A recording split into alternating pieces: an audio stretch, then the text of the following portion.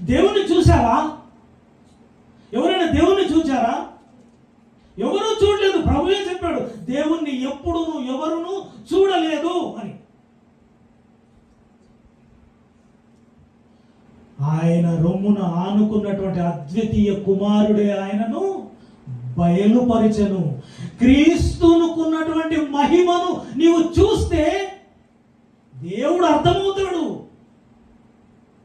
దేవుని స్వరూపం ఎవరు? క్రీస్తు. దేవుడు ఎలా ఉన్నాడో, దేవుని స్వరూపం ఏంటి? యోహాను రాసిన పత్రికలో చూస్తే దేవుడు ప్రేమ స్వరూపి అని ఉంటుంది. దేవుడు ఏ స్వరూపం కలిగి ఉన్నాడు? ప్రేమ స్వరూపి. యోహాను రాసిన మొదటి పత్రిక. దేవుడు ప్రేమ స్వరూపి. ప్రేమైన వాళ్ళారా, ఆ ప్రేమను ఈ లోకానికి ఎలా చూపించాడు తెలుసా?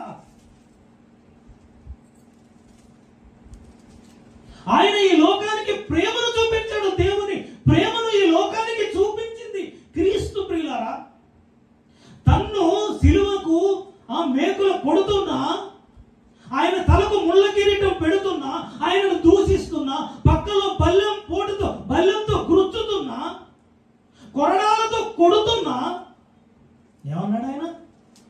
ఏమన్నాడు? తండ్రి, వీరేమి చేయించున్నారో వీరెరుగరు గనుక వీరిని క్షమించుమన్నాడు. దేవుని ప్రేమ ప్రియులారా, ఈ లోకానికి ఆయన దేవుని ప్రేమను చూపించాడు. బాధలను అనుభవిస్తూ, వేదన పడుతూ మన కోసం,